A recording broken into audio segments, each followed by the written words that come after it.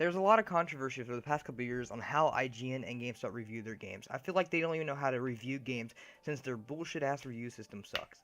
Like for instance, when the game is reviewed by people who rotate every time they are up for a new review, there is no consistency with the people.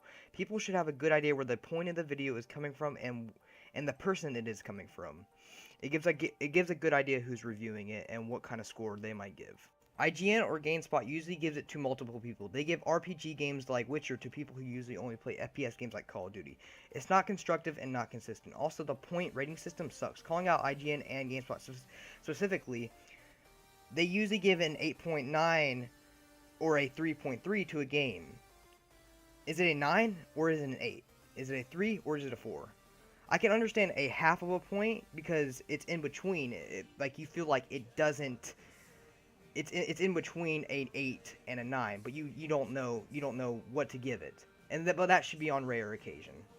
Everyone has a different rating system. Some scored out of 5, that is perfectly fine, but using the point rating system, it won't help me decide if it's an 8 or a 9, which brings me back to my inconsistency that IGN has. Back in 2015, they gave Witcher 3 a 9.3 out of 10. They gave Fallout 4 a 9.5, a game that has so much bugs and not as good story as Witcher 3. It's more of an FPS and an RPG, but they still rate it higher than Witcher 3.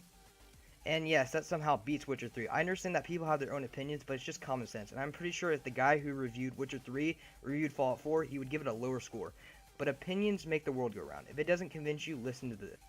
Pro Evolution Soccer 2016 scored a 9.5 back in 2015. They are basically saying that this soccer game is better than FIFA, which it isn't, by the way.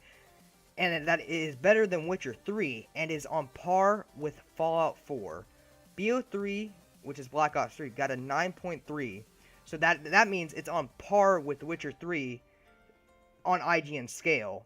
Funny enough, that Overwatch got a 9.4, and Pro Evolution Soccer 2017, this was back in 2016, got a 9.5. So it technically beats Overwatch, even though Overwatch was number 1 on their list for number 1 on top of their list for top games of 2016. It doesn't matter that Overwatch was number 1 on their top 10 list of 2016, but the reviewer chose to give this game a better score than Overwatch. Overwatch may lack a bit of context, but it's far better than Pro Evolution Soccer, and still, it's going back to consistency. The guy who played the Pro Evolution Soccer 2017 probably never played Overwatch, or at least played a little bit of it, or who didn't review it.